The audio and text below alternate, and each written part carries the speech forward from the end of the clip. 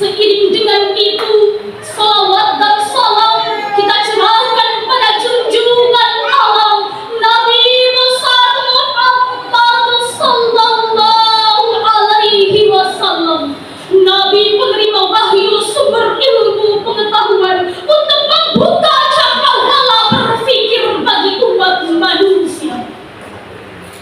Dewan Hakim dan hadirin yang kami hormati, zaman milenial merupakan zaman canggih serba teknologi, menjadikan pergaulan antar manusia bebas tanpa dibatasi ruang dan waktu. Media sosial misalnya menjadi sarana yang amat praktis untuk menyampaikan gagasan dan ide, harapan dan juga rintihan, sehingga di era demokrasi ini berita hoax begitu cepat menyebar dalam waktu sekejap, dalam hitungan detik, menembus belahan dunia dari berbagai kalangan. Para elit, apalagi orang-orang awam Di kota-kota dan di pelosok desa, orang-orang pintar juga orang-orang bodoh, tidak luput baik di kalangan pemerintah, politisi maupun di kalangan rakyat umumnya. kemudahan itu membiarkan manusia mengembara dan merajalela dengan kebohongan dan dusta, atau lebih keren Disambut hoax, bukan informasi positif yang disebarkan, namun kebanyakan fitnah. Peristiwa yang menghebohkan dan menggemparkan dunia perpolitikan Indonesia menjelang pesta demokrasi pada Pilpres 2019 sampai 2024 yang lalu, muncul istilah cebong dan kampret, dulu dan belikin sayur. menjadi catatan sejarah perjalanan bangsa yang sulit dilupakan. Misalnya aktor Ratna Sarumpait adalah potret kebohongan intelektual yang merusak citra bangsa dan para elit politik, merendahkan martabat Para jenderal, profesor dan doktor, magisa dan sarjana bisa tertipu oleh kedustaan yang dikemas dengan rapi. seakan-akan sebuah kebenaran bertutian. Dewan Hakim dan hadirin yang kami hormati, melihat betapa pentingnya menyikapi berita hoax di era berdemokrasi, maka pada kesempatan ini izinkan kami akan menyampaikan syarhil Quran dengan judul Menyikapi hoax di era demokrasi dalam perspektif Al-Quran. sebagai landasan pula yang dimaksud. Mari kita dengarkan firman Allah Subhanahu wa Ta'ala, Al-Quran surah Al-Hujurat ayat 12 yang berbunyi,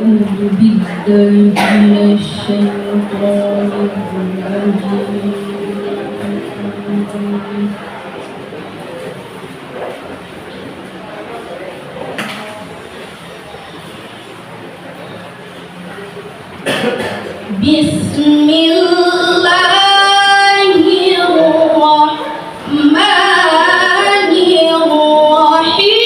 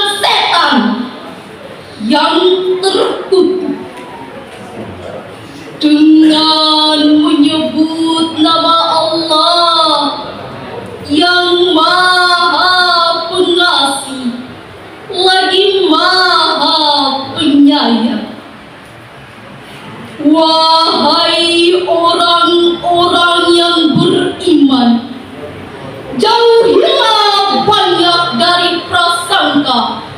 Sesungguhnya sebagian prasangka itu dosa. Dan janganlah kamu mencari-cari kesalahan orang lain. Dan janganlah ada di antara kamu yang menggunjing sebagian yang lain. Apakah ada di antara kamu yang suka memakan daging saudaranya sendiri yang telah mati? Tentu kamu merasa jijik. Dan bertakwalah kepada Allah. Sesungguhnya Allah Maha penerima taubat, Maha penyayang. Ma'asyiral muslimin rahimakumullah. Ayat di atas dapat diketahui bahwa Allah Subhanahu wa ta'ala melarang kita untuk berburuk sangka, karena buruk sangka adalah ucapan yang paling dusta, dan dusta termasuk dosa besar. Maka berkiblat dari Rasulullah sallallahu alaihi wasallam yang tidak pernah berdusta semasa hidupnya, kita perlu menyadari sifat tersebut.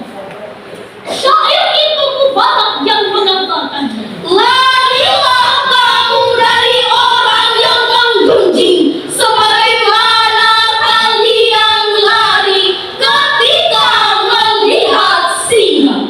maka sangat penting untuk kita menghindari perbuatan zina, karena perbuatan ini sangat dibenci Allah dan Rasulnya. Selain itu, kita juga dilarang untuk mencari aib orang lain, Saling bersaing dalam urusan politik, saling mendengki, membenci, dan bermusuhan. perihal mencari aib orang lain atau tajasus dan menggunjing atau riba sering terjadi di era demokrasi dan reformasi ini. Padahal dosanya diibaratkan seperti memakan bangkai saudaranya sendiri. Apakah kita mau memakan bangkai saudara kita yang telah mati? Tentu tidak, hadirin. Oleh karena itu, Allah Subhanahu wa ta'ala telah memerintahkan kita sebagai hamba-Nya untuk menutup aib saudaranya. Maka Allah akan menutup aib kita. Hadirin yang dirahmati Allah, para pengguna media sosial atau netizen sekarang banyak sekali yang mendadak menjadi hakim pada setiap permasalahan orang lain, terutama di era demokrasi ini. Berperan layaknya pahlawan yang serba tahu tentang segala persoalan. Mereka merasa berhak untuk menghakimi orang lain, menyebarkan aibnya, Bahkan memfitnah tanpa mengetahui permasalahan yang sebenarnya, dengan tujuan untuk menghancurkan popularitas lawan politiknya. Tuhan hakim dan hadirin yang kami hormati, Al-Quran telah memberikan petunjuk kepada kita semua bagaimana cara kita untuk menangkap, menyeleksi, dan mengetahui tentang sebuah berita yang sengaja dihapuskan oleh orang-orang yang tidak bertanggung jawab. Allah menerangkannya dalam Al-Quran surah Al-Hujurat ayat 6 yang berbunyi, Ya ayyuhalladzina amanu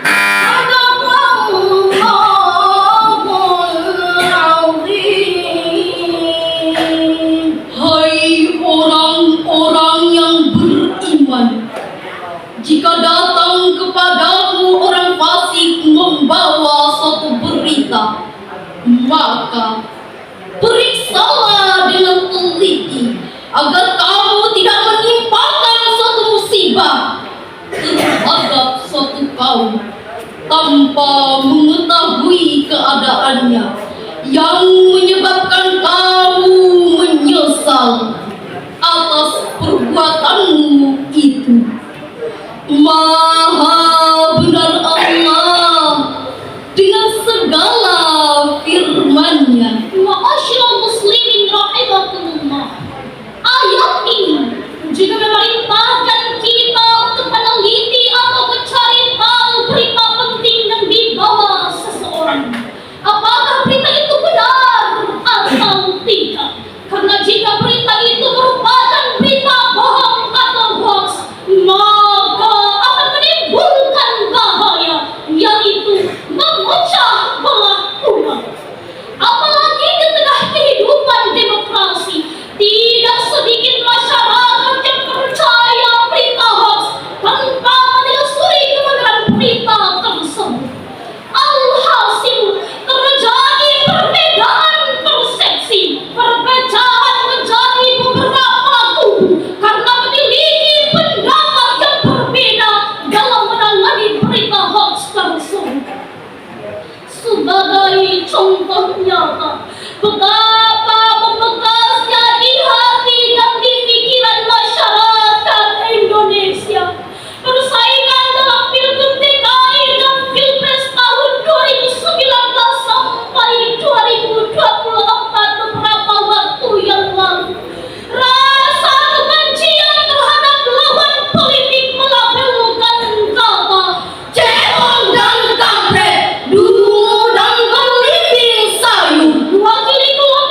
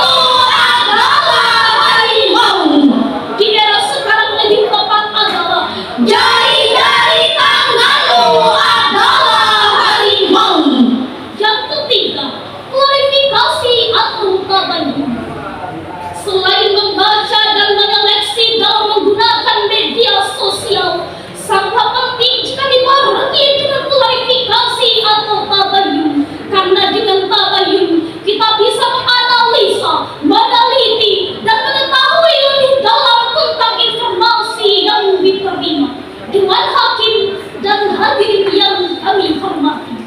Sebagai akhir dari uraian ini, dapat disimpulkan bahwa di era demokrasi ini, dengan kemajuan teknologi yang melintasi batas ruang dan waktu, jika disalahgunakan Akan menghancurkan peradaban dunia dalam sekejap, sehingga mengharuskan kita terbiasa untuk membaca, menyeleksi, dan melakukan klarifikasi atau tabayun terhadap sumber berita yang sebenarnya.